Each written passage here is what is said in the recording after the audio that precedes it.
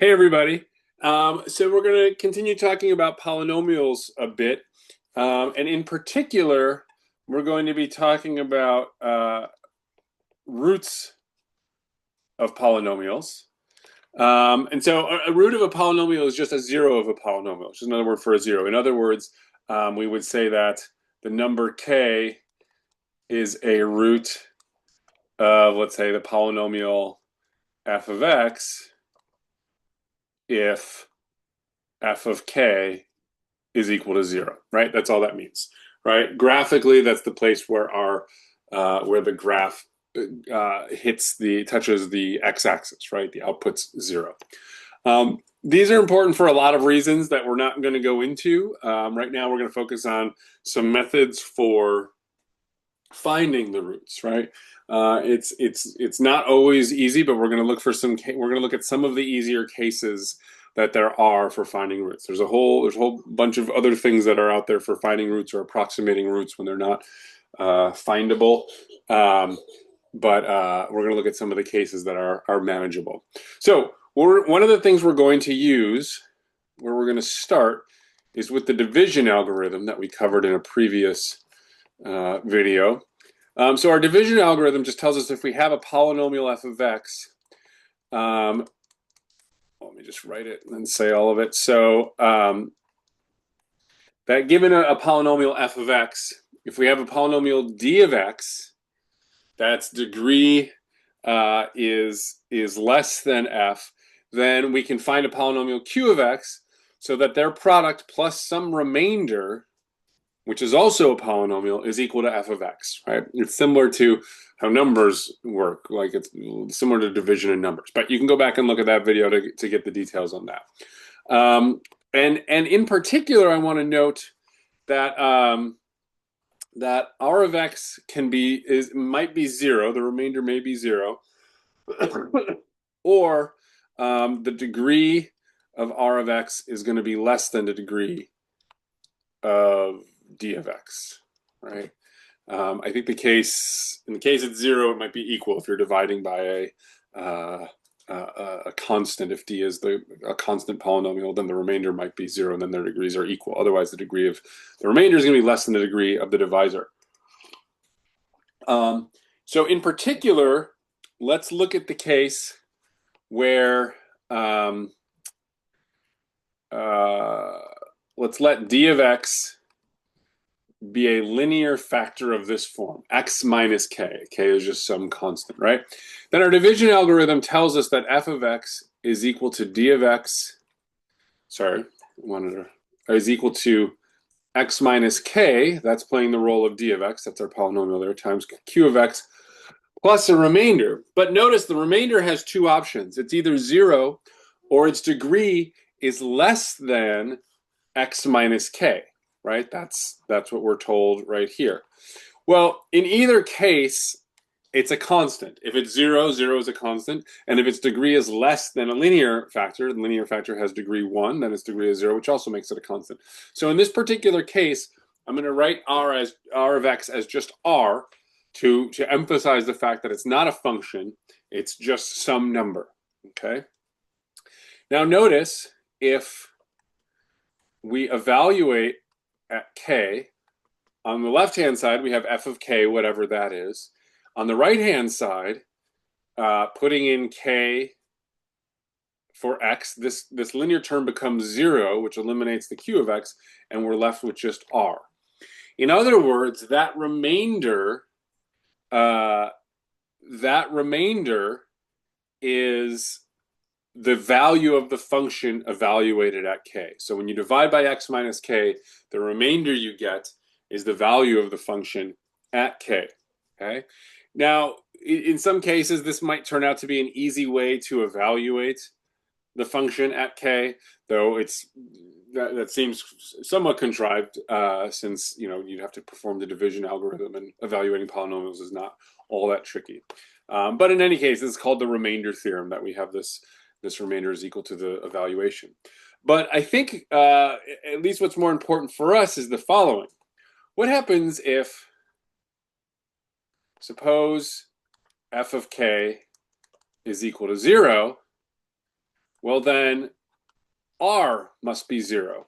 In other words, if f of k is equal to 0, then we know that f of x is equal to x minus k times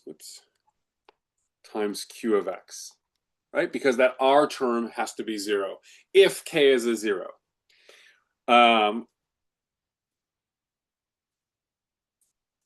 if so, what does this say? This is telling us that if k is a 0, then x minus k is a factor. So let's write that up here. If f of k equals 0, then x minus k is a factor of f of x, right? Right. So factor in this case means the remainder is 0, just like with numbers, right? 4 is a factor of 8 because when you divide 8 by 4, you don't get a remainder, right? If you're not looking at decimals, right? Something like 8 divided by 5, you do have a remainder. 5 is not a factor. So in this case, because the remainder is 0, we call x minus k a factor of f. In other words, f can be thought of as x minus k times some other polynomial. Okay, so that's one piece of our puzzle right now. Now, on the other hand, let's just suppose x minus k is a factor. That means f of x is equal to x minus k times q of x, which means, I'm just using those to mean therefore. So suppose x minus k is a factor, therefore f of x can be written as x minus k times q of x. That's just what it means to be a factor, where q of x is a polynomial. Therefore, f of k is equal to 0, because putting in k, you get k minus k is 0 times q of k, whatever that is. It becomes 0, right? So this tells us a very similar thing, just in the other direction. If x minus k is a factor of f of x, then f of k is equal to 0, right?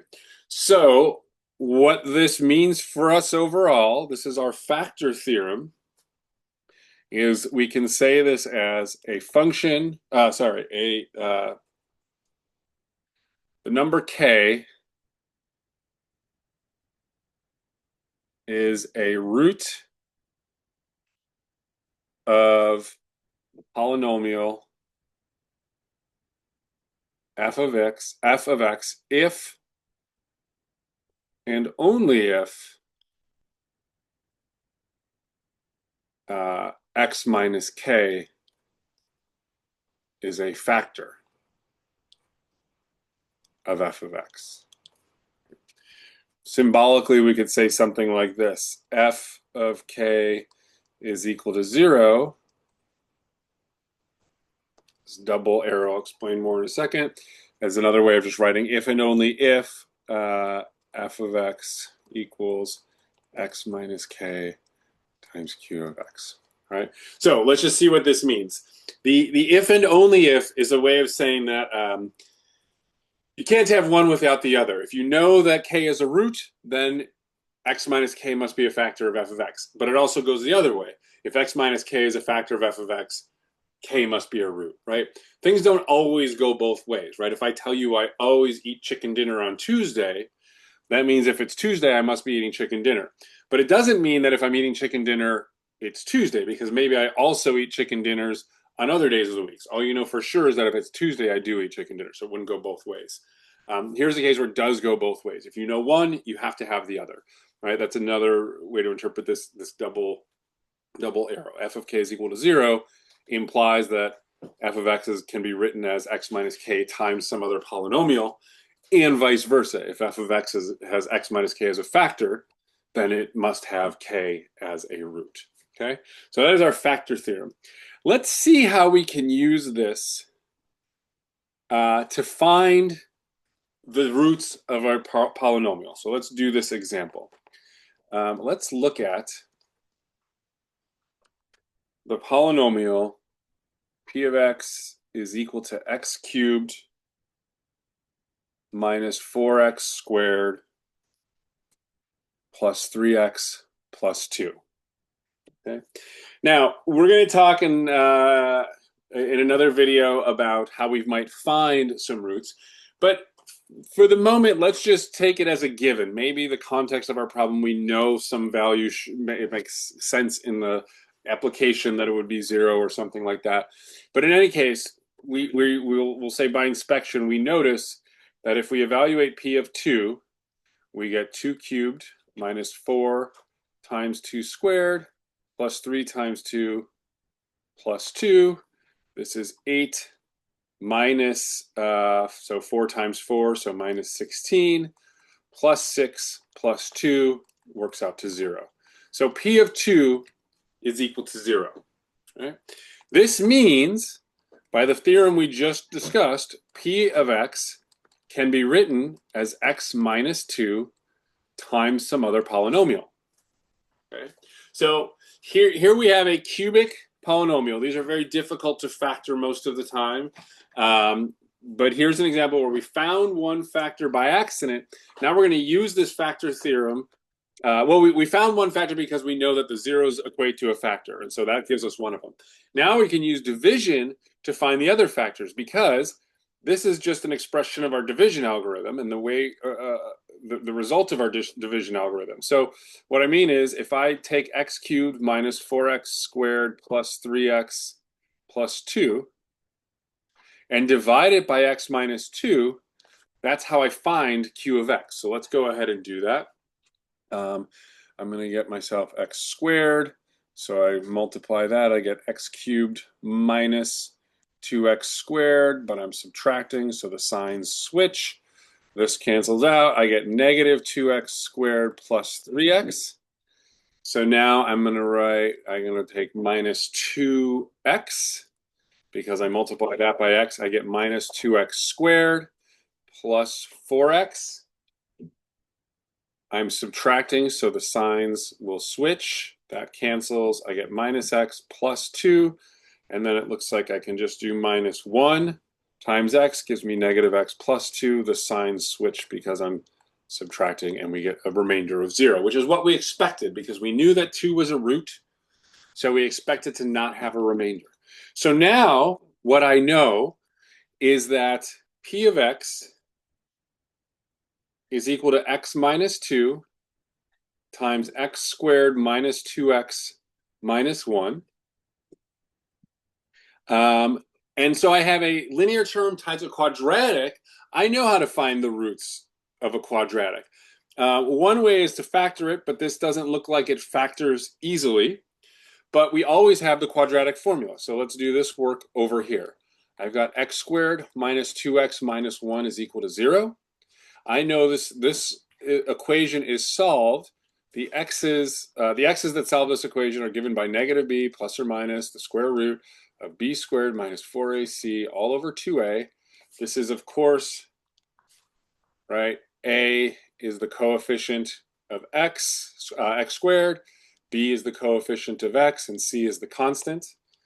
And so in this case, this is going to look like x equals negative b. So b is negative 2, so that becomes a positive 2, plus or minus the square root of 2 squared, so 4 minus 4 times a, which is 1, times c, which is negative 1, so that's going to make that a plus 4, all over 2a. A is 1, so that becomes a 2. So this looks like x equals 2 plus or minus root 8 all over 2.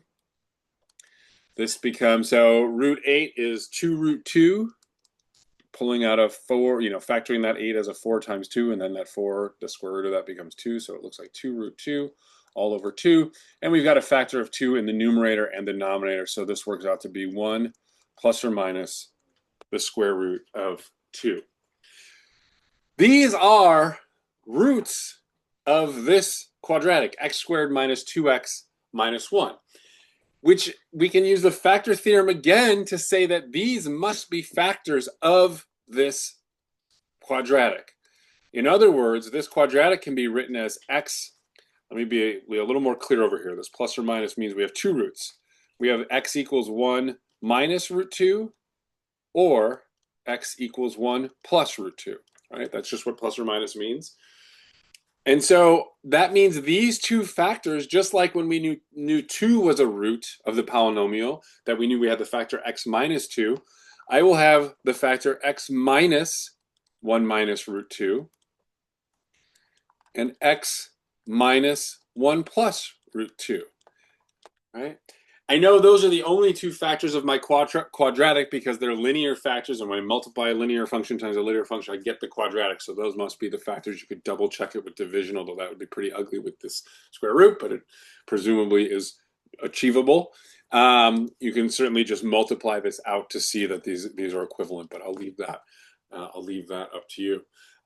But so by finding this one root for this cubic we started with, using our factor theorem, then applying division to find out what what this q of x is, the quotient, and then because we knew one root, we were able to get to a quadratic, which is something we know how to find the roots of very well already. And so now we have this complete factoring of our cubic, right? And this is going to be a thing we use often. So we kind of skipped over how we determined that p of 2 was a root. I designed the problem, so I made that be the case. But in general, you'd have to find that out somehow. And we'll talk about a couple methods in another video. Let's finish this one, though, by just taking a quick glance at this function. Here is the original function, p of x. Notice, let's see if we can see these roots. So we see the root at 2. That one's easy to recognize. But here's negative 0.41 and so on. That would be our 1 minus root 2. Right? Square root of 2 is about 1.41. So if you take that negative and add 1 to it, you get negative 0.41. And then if you add 1 to it, you get 2.41. So those are those two roots we expected to find, the two places where a function is equal to 0. And here I've written it in factored form, just exactly what our result was over there. And if I lay that blue graph on top of the red graph, you see that it at least looks like it's the same thing, but it of course is. Okay, that is it for this one. Thanks everybody. I'll see you in the next one.